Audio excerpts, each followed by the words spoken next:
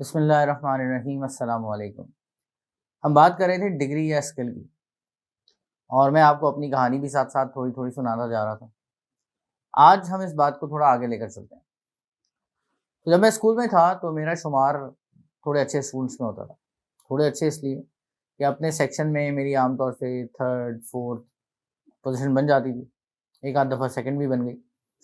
मगर अगर हम तीनों सेक्शंस को कंबाइन करें तो मेरा नंबर हो सकता है तकरीबन 80 के करीब बच्चों में, कोई 8वां 10वां 11वां। मगर बहरहाल टीचर्स मुझे पसंद करते थे। मेरी एक आदत थी, मैं सवाल बहुत करता था। उल्टे सीधे नहीं, लेकिन लोग आमतौर से कहते थे कि जी ये बच्चा बहुत सवाल करता है और इसको हर चीज़ के बारे में जानने का बहुत शौक है। तो क्यूरोसिटी उस वक़्त भी मेरी तबीयत में कूट-कूट कर भरी हुई थी। अच्छा जनाब, जैसे-तैसे डीजे साइंस कॉलेज तक पहुँच गया। ये भी एक बड़े मज़े का किस्सा है, मगर कभी आपको फिर सुनाऊँगा। तो जब मैं डीजे साइंस कॉलेज पहुँचा तो मुझे अंदाज़ा हुआ कि यार यहाँ तो ज़्यादातर बच्चे जो हैं वो मेरे लेवल से बेहतर हैं। क्योंकि मैं उस बिल्कुल आखिरी टियर में था जो कि अंदर दाखिल हुआ था कॉलेज के, और ज़्यादातर बच्चों की परसेंटेजेस मुझसे बेहतर थी, तो वो मुझसे ज़्यादा पढ़ने वाले। और क्लास में ज़ाहिर है बहुत सारे स्टूडेंट्स होते थे, तो उनके अंदर मैं कहीं गुम होके रह गया था। बहरहाल जैसे-तैसे गुज़ारा था। डीए साइंस कॉलेज से निकला, जब डाउ मेडिकल कॉलेज में पहुँचा तो मुझे अपनी ज़हानत के बारे में थोड़ा बहुत ज़ोम रह गया था, वो बिल्कुल ही धुल के साफ़ हो गया।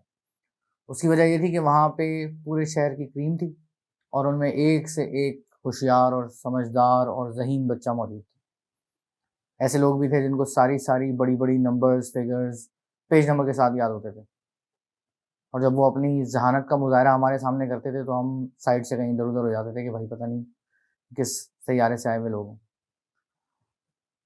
सो आप भी जब दुनिया में निकलेंगे तो आपको अंदाज़ा होगा कि आपके इर्द-गिर्द बहुत सारे ऐसे लोग हैं जिनको आप नहीं जानते, जो आपसे ज़्यादा ज़हीन हैं, ज़्यादा अक्लमंद हैं, उनकी बुनियाद आपसे ज़्यादा बेहतर है। और उन्होंने जिन स्कूल्स में तालीम हासिल की है, जिन इदारों में पढ़ा है, उन्होंने उनको उससे ज़्यादा दिया है जो आपके पास मौजूद है। या उन्होंने अपनी ज़िंदगी में मेहनत ज़्यादा की है, आपसे ज़्यादा सीखा है। अब जब हम स्किल की बात करते हैं, तो ये जो स्किल है, ये मुख्तलिफ़ किस्म के होते हैं।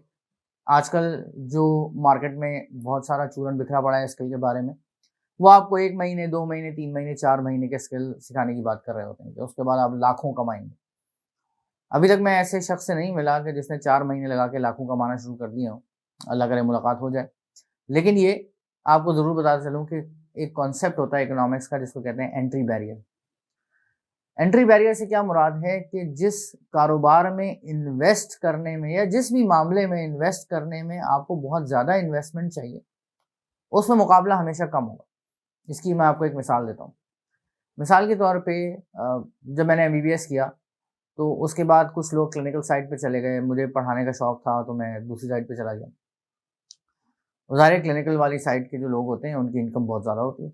अब अगर मैं देखूँ कि मेरा एक दोस्त है या मेरा क्लासमेट है, वो उसने कोई कार्डियोवास्कुलर सर्जरी की हुई है या न्यूरो सर्जरी की हुई है या कोई और इस तरह की बड़ी इमरजेंसी एंड ट्रॉमा की फील्ड में स्पेशलाइज़ किया हुआ है, तो ज़ाहिर है उसकी अर्निंग में और मेरी अर्निंग में ज़मीन आसमान का फ़र्क होगा, और हो सकता है वो 10 गुना तक मुझसे ज़्यादा कमा रहा हो। मुझे शौक चढ़ गया, यार मुझे भी ऐसे करना चाहिए, मैं क्यों पढ़ाने में घुस गया आके। और मैं चाहूँ कि मैं उसी के लेवल पे वो काम करूँ, तो मुझे उसके अंदर ये देखना पड़ेगा कि उसने ग्रेजुएशन के फ़ौरन बाद 6 साल की ग्रोइलिंग किस्म की ट्रेनिंग की है, या 5 साल की, या इससे भी ज़्यादा। एट टाइम्स लोग बाहर जाते हैं, फेलोशिप्स करके आते हैं और उसके बाद उन्होंने मल्टीपल एग्ज़ाम्स दिए होते हैं, डिग्रीज़ की होती हैं। तो मैं ओवरनाइट अगर चाहूँ कि यार चलो भाई मैं भी 2 महीने लगा के यही काम शुरू कर दूँ, ये पॉसिबल नहीं है। सो जितनी ज़्यादा एफ़र्ट आपको किसी फ़ील्ड में घुसने के लिए चाहिए, मुकाबला आपका उतना ही सख्त होगा। तो जो बड़ी कॉम्प्लिकेटेड किस्म की फ़ील्ड्स हैं, इनके माहिरीन को आप उँगलियों पे गिन सकते हैं, एक कराची जैसे बड़े शहर में भी। और टॉप के नाम तो 2-3 ही होते हैं। उसकी वजह क्या है? क्योंकि उन्होंने वो इन्वेस्टमेंट अपने करियर के शुरू में कर रखी है। अब आप अगर इस एज पे, यानी मैं इस एज पे चाहूँ कि भाई मैं भी वो काम कर लूँ, तो अगर मैं वो करने जाऊँ तो बड़ी मेहनत लगेगी, क्योंकि अब मेरे अंदर वो एनर्जी नहीं है। ज़ाहिर है हर चीज़ का एक वक़्त होता है। मैं आज चाहूँ कि जी मैं फाइटर पायलट बन जाऊँ, तो मैं नहीं बन सकता। चाहे आपको कोई भी कहता रहे कि what you can dream and you can achieve, बहुत सारी चीज़ों की एक टाइम बैरियर्स होते हैं। रियलिस्टिक आपको होना पड़ता है। उसी तरीके से अब आप एक स्किल सीखने जा रहे हैं और ये स्किल जो है वो 4 महीने लगाने के बाद कोई भी सीख सकता है। मैं और आप सीख सकते हैं तो कोई भी सीख सकता होगा यकीनन। मगर मार्केट में ऐसे बहुत सारे लोग हैं जो हमसे ज़्यादा ज़हीन हैं, जिनकी फाउंडेशन हमसे ज़्यादा अच्छी है। जब एंट्री बैरियर कम होगा तो बहुत सारे ऐसे लोग हमारे मुकाबले पे आके खड़े हो जाएंगे। कुछ अरसे में वो मार्केट फ्लड हो जाएगी और उसके बाद सप्लाई और डिमांड का उसूल लगना शुरू हो जाएगा। सो डिमांड तो वही है, मिसाल के तौर पे 400 जॉब्स क्रिएट होती हैं और सप्लाई जो है वो अब 4000 की, क्योंकि एंट्री बैरियर कम था तो बहुत सारे लोगों ने वो स्किल सीख ली है, नतीजतन काम मिलना बंद हो गया।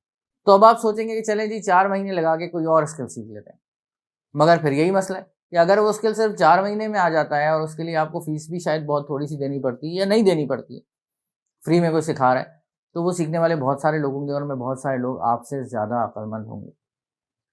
सो बॉटम लाइन ये है कि जितनी ज़्यादा एफर्ट आप लगाएंगे उतना ही ज़्यादा मुश्किल होगा कि आपकी फील्ड के अंदर लोग आपको मिलें। सिर्फ एड चलाना सीखकर आप डिजिटल मार्केटर नहीं बन जाते। आपको मार्केटिंग की सेंस होनी चाहिए कि मार्केटिंग शुरू कहाँ से होती है और उस मार्केटिंग के अंदर कस्टमर जर्नी को आपने कहाँ से कहाँ लेके जाना होता है। एड चलाने का काम तो कोई भी सीख सकता है। इसी तरीके से कलर्स की सेंस क्या है, डिज़ाइनिंग के क्या एलिमेंट्स होते हैं, ये सारी चीज़ें आपको पढ़नी पड़ती हैं तो जाके आप एक अच्छे ग्राफिक डिज़ाइनर बनते हैं।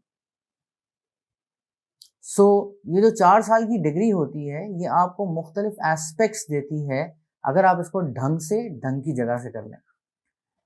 देखें, एक MBA वो होता है जो लम से, IBA से, CVM से या इसी तरह के अच्छे इदारों से होता है, नस से होता है, और एक MBA कोई गली का कॉलेज करा रहा है। तो इन दोनों MBAs में फ़र्क है। और एक MBA वो भी होगा जो हार्वर्ड बिजनेस स्कूल करा रहा है या जो स्टैनफोर्ड करा रहा है।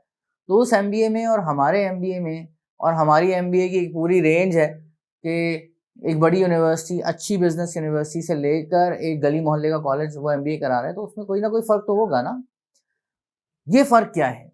ये फ़र्क है रगड़े का फ़र्क, ये फ़र्क है एक्सपोजर का फ़र्क, और यही फ़र्क आखिर में वो प्रोडक्ट बनाता है। अगर आप स्किल की बात करते हैं तो अगर आपने उन किताबों को खोल के भी नहीं देखा जो आपके कोर्स का हिस्सा हैं तो फिर शायद स्किल ही आपके लिए बेहतर हो, मगर आप हर 2-4 महीने पे जाके एक नया स्किल सीख रहे होंगे।